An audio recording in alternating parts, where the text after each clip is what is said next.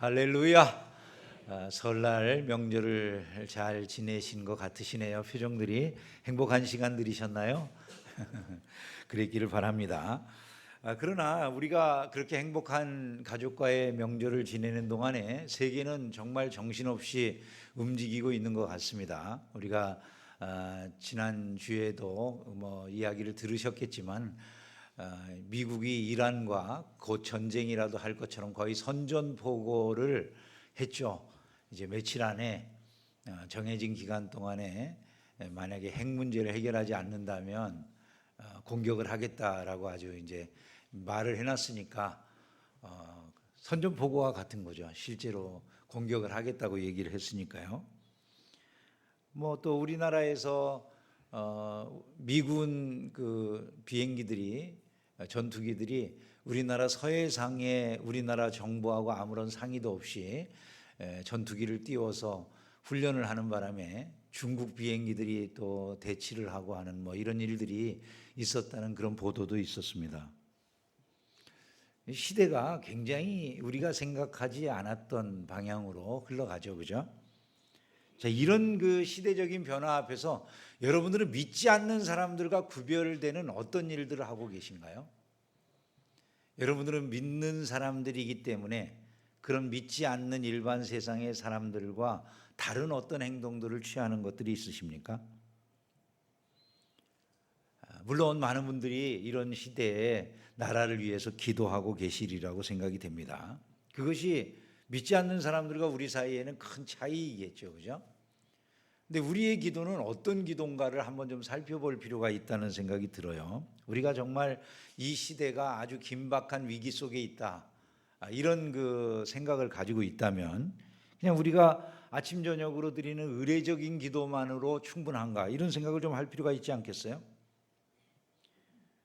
요즘은 너무 기도가 의례적인 것이 되어져 가고 사람들이 기도에 깊이 오랜 시간 빠지는 일들을 하기를 힘겨워하는 그런 모습을 볼 수가 있는 것 같아요. 5G 시대라고 그러잖아요. 거의 광속으로 모든 것들이 통하는 그런 시대가 되다 보니까 어떤 분이 그런 그 우스갯소리를 하더라고요. 요즘은 하도 모든 게 빨리 되다 보니까 기도도 그런 생각이 들더라는 거예요. 하나님하고 기도하려고 머리 숙이고 하나님 이름만 불렀는데 벌써 왜 응답을 안 하시나요? 그런 말이 나오는데 구하기도 전에 마음이 급해져 가지고. 우리가 오늘 그 살펴볼 이 다니엘 9장은요, 한 사람의 기도가 어떻게 세상의 역사를 움직이는 능력이 되는지 그것을 보여주는 말씀입니다. 다니엘의 기도가 하나님 나라의 역사를 움직이고 민족의 운명을 좌우하는 그런 기도가 되었음을 우리가 이 9장 말씀을 세세히 읽어보면 알 수가 있죠. 다니엘은 어떻게 이렇게 기도의 사람이 되었고 어떻게 그의 기도가 역사하게 되는지, 도대체 그의 기도는 우리의 기도하고 어떤 점들이 다른지 이런 걸 좀 살펴볼 필요가 있다고 생각이 됩니다.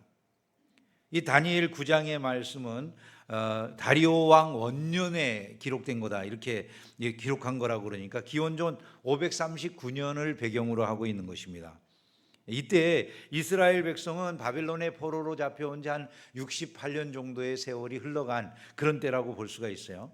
거의 70년의 포로 생활이 다 차가는 그런 시점인 것이죠. 그런데 만약에 여러분들이 요 상황에 다니엘과 같이 나이가 한 80 정도 가까운 노인이 되었다, 80 정도가 넘는 노인이 되었다고 생각한다면 여러분들이 시대가 아무리 바뀌든 말든 어떤 생각을 주로 하실 것 같으세요? 다니엘의 입장은 어렸을 때 이 바벨론의 포로로 잡혀가 가지고 평생을 사는 거잖아요, 그죠? 나름대로 성공도 해가지고 굉장히 올라가기도 했지만 고국을 떠난 지 벌써 오랜 세월 시간이 흘러갔고 자기 가까운 사람들도 상당수 세상을 떠나거나 그랬겠죠. 70도 아니고 80 정도 되시면 대부분 주변에 많은 사람들이 세상 떠나고 없는 경우들이 많이 있잖아요, 그죠? 자, 그런 상황에서 80대의 일은 다니엘이 어떤 생각을 할 것 같으세요? 여러분 같으면 80대가 된 노인이면 어떤 생각을 주로 하세요? 우리나라는 은퇴한 다음에 세운 계획들이 되게 비슷비슷하잖아요. 좋은 거 먹고 좋은 데 구경 다니고 그죠? 좋은 그 사람들과 만나서 스트레스 안 받고 살면 좋겠다. 우리 노년에 대한 환상들이 되게 그런 것 아니겠습니까? 우리가 보통 일반적으로. 근데 다니엘은 이때 자기도 인생의 어떤 마지막을 향해 가고 있는 그런 시점인데 갑자기 귀중한 깨달음을 얻게 되었다는 거예요. 그 귀중한 깨달음이 뭐냐 하면 이 민족, 이스라엘 민족의 운명이 어떤 역사의 전환점에서 임계점에 이르고 있다. 큰 변화가 일어나기 직전에 지금 상황에 이르고 있다라는 것이 깨달아졌다는 것입니다. 그 깨달음을 얻고 난 다음에 그는 내가 가만히 있으면 안 되겠다는 생각을 했다는 거예요. 80대 노인이 내가 이런 상황에 그냥 가만히 있으면 안 되겠다는 생각을 했다는 거예요. 책임감을 느끼고 그냥 가만히 있으면서 역사의 흐름 속에 나 자신을 맡기고 그냥 있는 게 아니라 이 흐름 속에서 내가 해야 될 일이 있다, 그렇게 생각을 하는데 그 일이 뭐라고 생각을 하냐면 지금이야말로 내가 무릎으로 하나님께 나아갈 때다라는 생각을 그가 했다는 것이죠. 도대체 다니엘이라고 하는 이 노인이 왜 그런 생각을 하게 되었을까요? 기도를 하는 것에 왜 이렇게 큰 무거운 책임감을 가지게 되었을까요? 우리가 잊어서는 안 될 아주 중요한 사실이 있는데 그건 바로 이겁니다. 우리가 기도로 세상을 바꾸지 않는다면 세상이 우리를 바꿔놓는다는 거예요. 우리가 기도로 세상을 바꾸지 않는다면 세상이 우리를 바꿔놓는다. 이거를 우리가 꼭 기억을 해야 된다는 거죠. 여러분, 우리가 살아가는 모습을 보면 알 수가 있잖아요. 저는 다니엘의 모습이 우리에게 주는 아주 날카로운 경고의 메시지가 이거라고 생각이 돼요. 한번 우리들의 삶을 보면 우리들이 대다수 원하는 바가 뭘까요? 개인의 안녕, 기복적인 강구, 이런 것들이 주를 이룰 수 있잖아요. 사업이 잘 되게 해달라든지, 자녀들이 좋은 대학에 가게 해달라든지, 건강을 회복하게 해달라든지, 이런 그 기도들이 거의 중심을 이루어요. 이 기도가 나쁜 게 아니에요. 다 필요한 기도들이고 해야 될 기도들인 거죠. 그런데 문제는 뭐냐면 우리의 기도가 여기에만 머무는 거예요. 만약에 기도가 여기에만 머물게 되면 우리에게 어떤 문제가 생기냐면 시대적 어두움의 문제에 대해서는 아무런 영향력도 힘도 발휘할 수 없는 그런 존재들이 되어버리고 만다는 것이죠.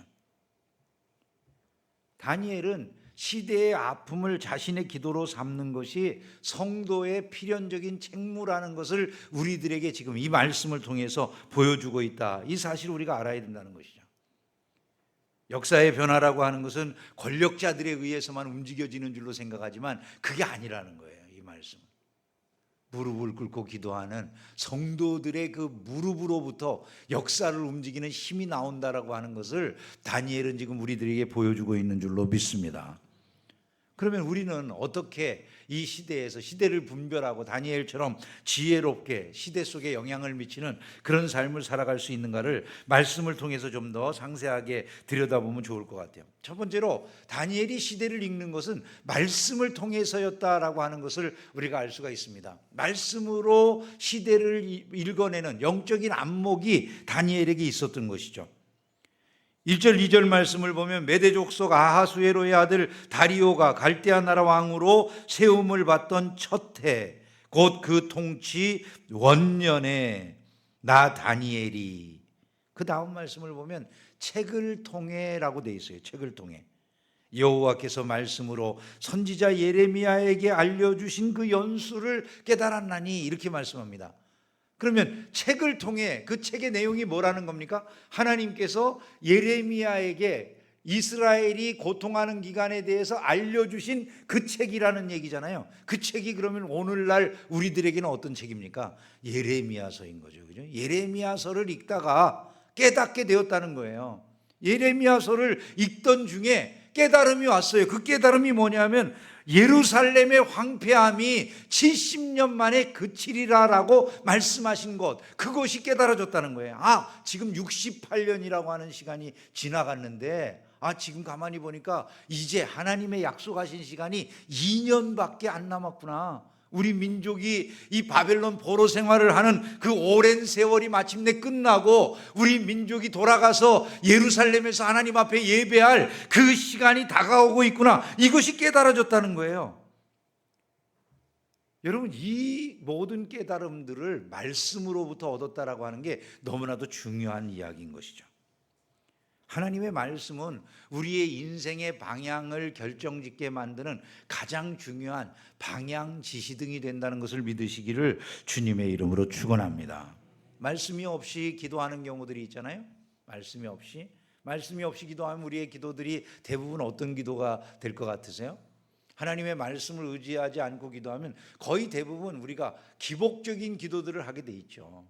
왜냐하면 행방 없이 어디로 가는지 역사의 방향이나 이런 건 아무것도 알 것이 없으니까 그냥 마구제비로 기도할 그런 위험성들이 있는 거예요. 그런데 말씀을 알게 되면 방향이 생기는 거죠. 내 주관적인 감정에 기초해서 기도하는 것도 아니고 방향이 뚜렷해져 가지고 하나님이 역사를 이렇게 움직여 가실 거니까 내가 이것을 위해서 기도해야 되겠구나, 그런 생각이 들지 않겠습니까? 지금 세상에 돌아가는 모습을 보면서 여러분들은 어떤 것들을 생각하세요? 전쟁의 소문이 여기저기에서 들려지고 온갖 군데에 여러 가지 재난의 소식이 있고 세상의 지식이 막 폭발되는 그런 성경에서 말씀하고 있는 마지막의 징후들이 일어나고 있으니까 성도라면 지금이야말로 하나님의 약속이 이루어지는 그런 때가 되었구나라는 이런 생각이 드십니까? 아니면은 나에게는 아무 생각이 없이 그냥 지금도 여전히 나는 세상이 어떻게 되든지 상관없이 오늘 내게 필요한 것들이나 구해야 되겠구나, 이런 생각이 드십니까? 다니엘은 바로 거기에 대한 깨달음이 있었다는 거예요. 하나님의 말씀을 보다가 하나님의 시간표를 알게 되었다는 것이죠. 하나님이 이 시대에 무엇을 할 것인지 거기에 대한 깨달음이 찾아왔다는 거예요. 여기에서 우리가 너무나 놀라운 사실을 하나 지적받게 되는데 이겁니다. 이 다니엘서는 전체적으로 구성이 재밌어요. 다니엘 1장은 원래 히브리 말로 되어 있어요. 2장에서부터 7장까지는 아람 말로 되어 있어요. 아람어로. 그 다음에 8장에서부터는 또다시 히브리 말로 되어 있거든요. 근데 아람어로 되어 있다고 그러면 왜 아람어로 되어 있을까, 이렇게 이제 궁금해 하시는 분들이 계실 텐데, 이 아람어라는 건 당대의 국제 언어인 거예요. 요즘은 영어가 국제 언어잖아요. 그런데 당시에는 아람어가 국제 언어인 거예요. 그래서 이 아람어로 그 다니엘이 원래 페르시아의 총리까지 한 분이잖아요. 그러니까 아람어로 쓴 것은 그만큼 많은 사람들에게 자신이 지금 전하는 이런 소식을 알리기 위함이라고 생각할 수 있는 거죠. 그런데 9장에 오면은 특별히 다니엘이 그 다니엘서 전체에서 유일하게 여호와라고 하는 이름을 사용해서 하나님을 호칭하면서 기도를 해요. 여호와라고 하는 호칭이 다니엘서 전체에서 이 9장에 기도하는 장면에만 등장을 한다는 거예요. 흥미로운 이야기인 거죠.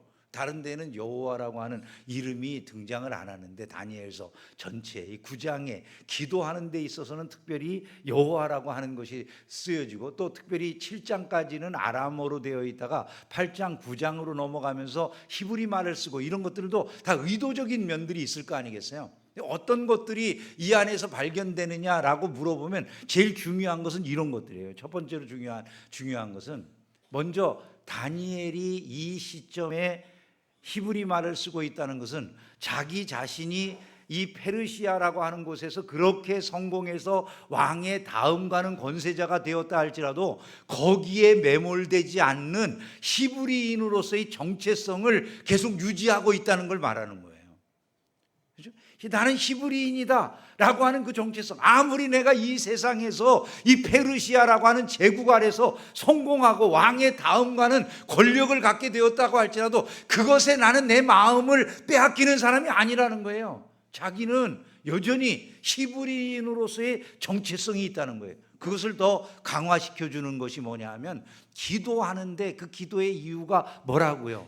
하나님이 말씀하신 그 내용을 깨닫고 기도하는데 그 말씀은 하나님의 약속이잖아요. 어떤 약속입니까? 70년이 차면 이스라엘을 다시 본국으로 돌아오게 하겠다고 하신 약속이 이루어질 때가 다가왔다라고 하는 것을 그가 알게 된 다음 히브리인으로서 자기 민족이 다시 돌아갈 그 날을 위해서 기도하는 거잖아요. 근데 그 기도가 누구를 향해서 기도했다고요? 여호와를 향해서. 근데 여호와라고 하는 이름이 가진 하나님의 많은 이름이 있잖아요, 그죠? 전능자, 뭐 엘샤다이라고 하는 말도 있고, 뭐 엘이라고 하는 말도 있고, 엘로 힘이라고 하는 말도 있고, 아도나이라고 하는 그냥 주라는 말도 있고, 여러 가지 하나님에 대한 호칭들이 있는데 그 중에서 특별히 여호와라고 하는 호칭은 언제 쓰는 호칭이라고 말씀을 여러 번 드렸어요. 언제 쓰는 용어죠? 할렐루야. 잊어버려서 너무 감사해요. 언약을 지키시는 하나님을 말씀할 때 여호와라고 하는 호칭을 쓰는 거예요. 그러니까 지금 다니엘은 하나님이 70년이 차면 이렇게 이스라엘을 회복시키겠다고 하신 그 말씀의 약속이 이루어질 때가 되었다는 히브리인으로서 가장 기다리는 그 약속을 붙잡고 하나님 앞에 그것을 요구하는 기도를 드리고 있다는 거예요. 그렇기 때문에 여기에 여호와가 등장을 하는 거예요. 여러분, 다니엘의 기도의 출발점이 무엇입니까? 바로 그 언약의 말씀에 기초한 것, 이것이 그의 기도의 출발점입니다. 이런 기도를 우리가 꼭 드려야 되는 이유는 다른 게 아니죠. 하나님은 약속대로 행하시는 하나님이시기 때문인 줄로 믿습니다. 여러분, 우리의 기도의 출발점은 무엇인가요? 저와 여러분들도 언약의 자녀인 줄로 믿습니다.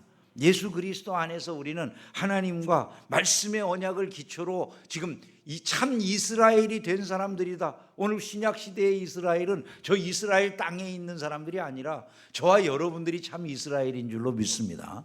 그럼 우리들이 지금 하나님 앞에서 정말로 붙잡고 우리의 기초로 삼고 이 시대에 기도해야 될 것들이 무엇이겠냐는 거예요. 하나님의 약속의 말씀이라는 것을 잊지 않기를 주님의 이름으로 축원합니다. 약속의 말씀을 붙잡는 기도를 드릴 때 우리는 기도에 확신을 가질 수가 있는 거고요. 그리고 방향을 잃어버리지 않는 기도를 드릴 수가 있게 되는 거예요. 끈기를 가지고 기도할 수 있게 돼요. 왜? 정말로 하나님이 약속을 이루시는 분이다. 그러면 우리가 변하지 않고 기도할 수가 있는 것이기 때문인 것이죠. 이렇게 말씀드리면 이런 질문을 하시는 분들이 간혹 있어요. 아니, 하나님이 70년 후에는 약속을 이루셔서 이스라엘 백성 회복시키신다고 하셨으니까 당신이 말씀한 대로 할 텐데 뭐 하려고 굳이 기도를 해야 됩니까, 목사님? 가만히 있어도 되는 거 아닌가요? 이렇게 말씀하는 분들이 있어요. 그거는 아마 그 성도들의 마음속에 이런 생각이 있기 때문일 것 같아요. 기도라고 하는 것은 드리는 이유가 뭔가 내가 간절하게, 지성이면 감천이야, 그래서 그냥 간절하게 뭔가 신의 마음을 움직이기 위해서 최선의 노력을 기울여서 신을 내 뜻 안으로 끌어들이는 것, 이것을 기도라고 생각하는 경향이 있어서 그런 것 같아요. 사실 기도는 진정한 의미가 그런 게 아니라는 말씀을 여러 번 드리잖아요. 기도라고 하는 것은 하나님이 뜻하시고 하나님이 작정하신 모든 일들이 실제적인 역사가 되도록 우리의 마음과 시간을 그분의 시간표에 맞추는 것, 그분의 시간표에 갖다가 붙이는 것, 이게 기도인 거예요, 사실은요. 한번 여러분 생각해 보세요. 여러분, 예수님이 재림하실 걸 믿으시죠? 대답이 좀 뜸들으면서. 여러분, 예수님이 재림하실 걸 믿으세요? 만약에 정말 그걸 믿는다고 지금 말씀하시는 걸로 봤을 때 가정을 해봅시다. 예수님이 재림하신다라는 걸 정말 여러분들이 믿으신다라는 가정 아래서 정말 지금 막 세계에 막 요란한 변화들이 일어나고 있는 중이잖아요. 이전에 보지 못했던 지식이 막 폭발되고 3년이면 옛날 1000년도 넘는 기간의 변화가, 지식이 축적될 수 있다는 그런 말들을 하거든요.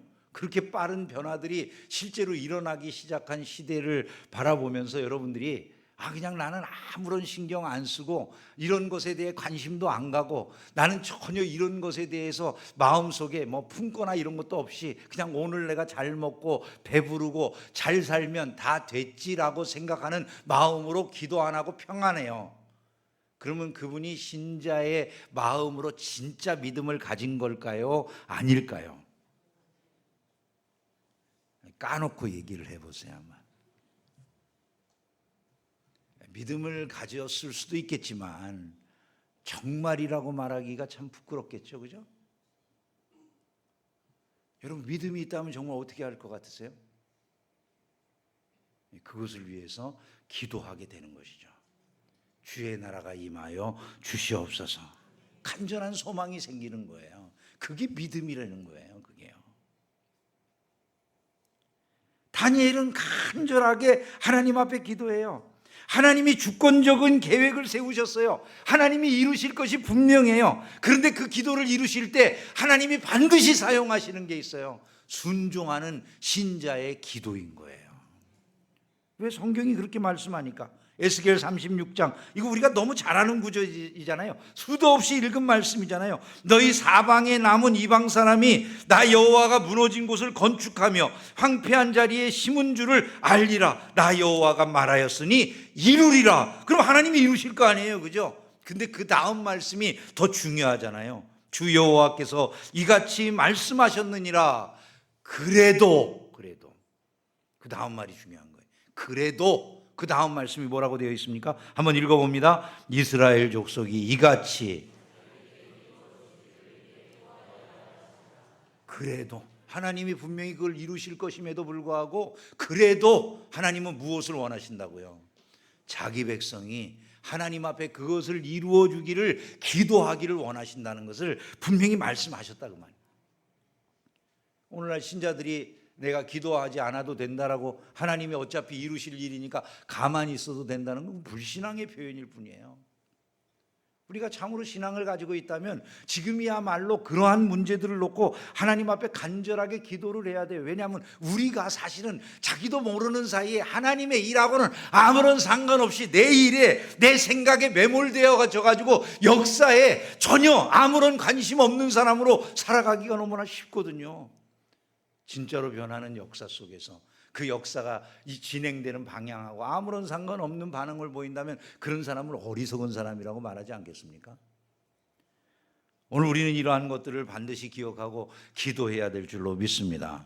다니엘은 하나님께 채널을 고정했어요. 그것도 그냥 보통으로 고정한 게 아니라 전격적인 태도로 하나님 앞에 모든 채널을 고정시키고 하나님 앞에 기도해요. 내가 금식하며 베옷을 입고 죄를 덮어쓰고 주 하나님께 기도하여 간구하기를 결심했다. 이렇게 말씀해요. 80노령에 이른 다니엘이, 여러분, 이 세 가지 금식하고 베옷을 입고 죄를 무릅쓰었다는 것은요, 80노령에는 하기가 다 어려운 거예요. 여러분, 젊은 사람들은 며칠 굶어도 견디기가 쉬워요, 그죠? 80노인에게 며칠씩 금식하세요, 이거는요 그 어르신 보고 돌아가시란 얘기예요. 그렇게 해서는 안 되는 거잖아요. 근데 지금 다니엘은 스스로가 자기가 하나님 앞에 지금 세상에 나라의 총리까지를 지낼 만큼 그렇게 고관인 이런 분이, 나라 안에서 그렇게 귀중하게 여김을 받는 이분이 자기가 하나님 앞에 나가서 기도하는데 그냥 보통으로 기도하는 게 아니라 금식하고 베옷을 입고 죄를 무릅쓰고 기도했대요. 금식은 무엇을 의미하는 거겠습니까? 배를 쫄쫄 굶고 생명을 내놓고 하는 거잖아요, 이게요. 이 민족의 모든 운명이라고 하는 것이 우리가 먹고 마시는 것에 달린 것이 아니라는 거예요. 하나님 당신께 모든 것이 달려 있습니다. 이것을 그가 철저하게 고백하는 거 아니에요? 하나님, 내가 지금 먹는 것이 중요한 게 아니네요. 우리 민족의 생사 모든 것이 지금 하나님의 손에 달려 있습니다.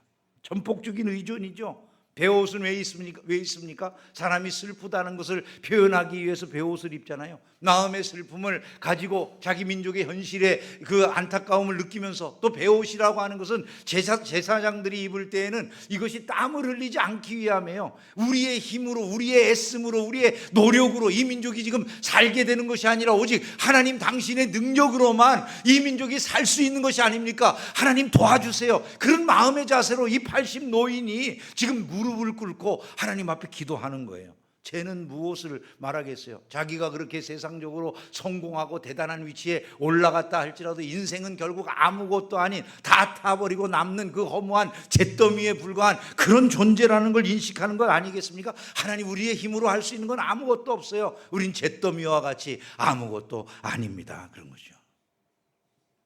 여러분, 오늘날 우리의 기도는 어떤 것 같으세요? 너무 가볍지 않을까요? 출근길 차 안에서 기도하겠죠? 잠자리에 누울 때도 우리가 잠시 눈을 감고 기도하기도 하죠. 밥 먹기 전에도 형식적으로 기도할 때는 많이 있어요. 저는 이런 기도들이 다 중요하다고 생각을 해요. 전부 우리가 해야 될 기도들이에요. 근데 문제는 우리의 기도가 그런 것으로만 되게 머물고 더 나아가지는 않는다는 것이 문제라는 것이죠.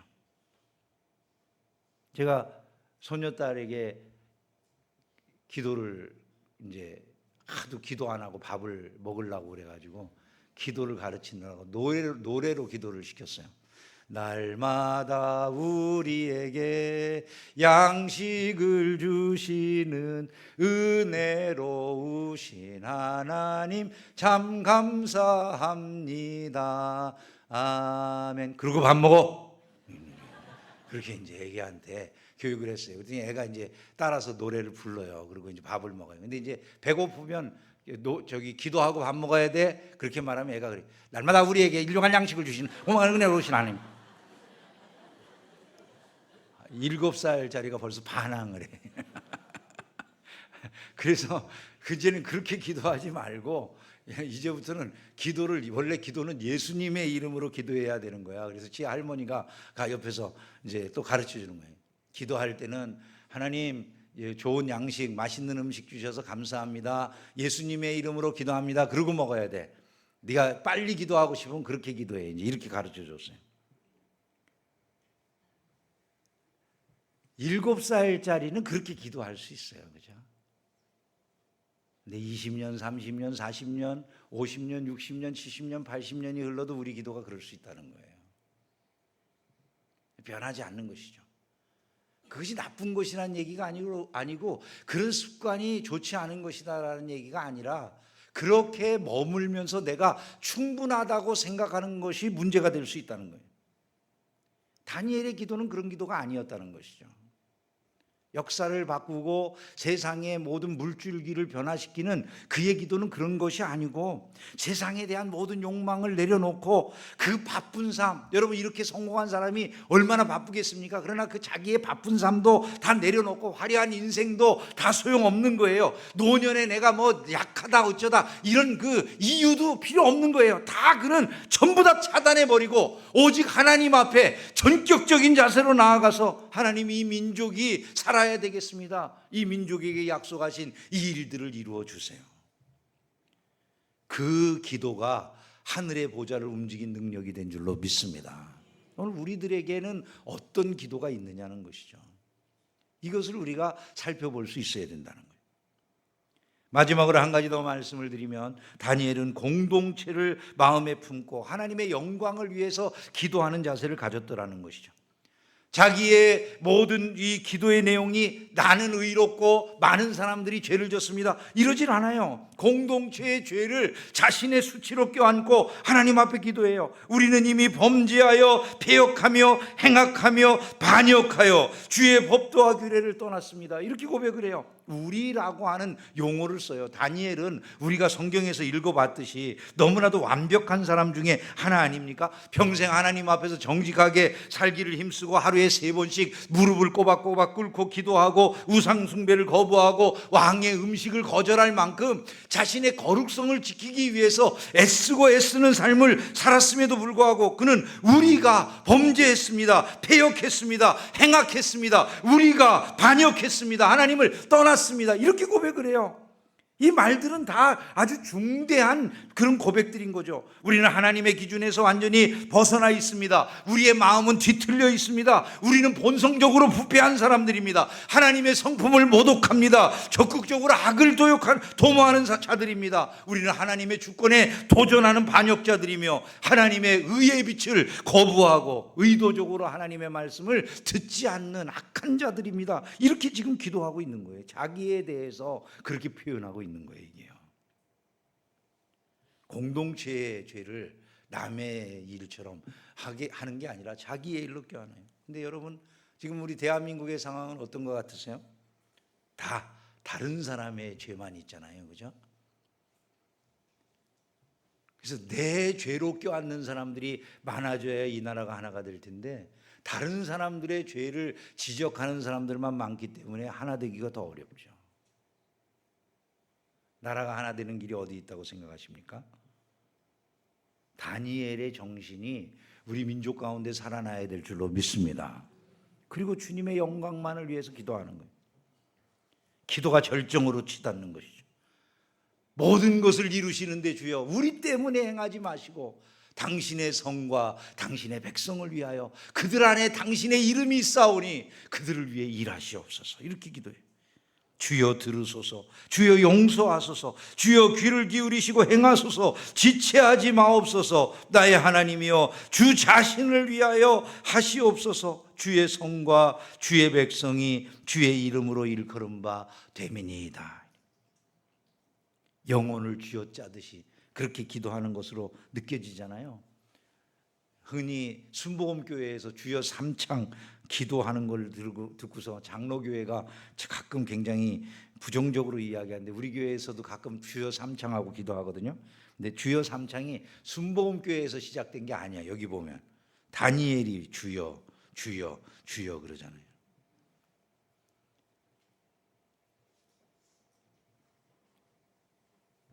민족의 고통 때문도 아니에요. 주의 이름이 훼손당하는 것에 대한 아픔 때문에 그가 그토록 기도를 해요.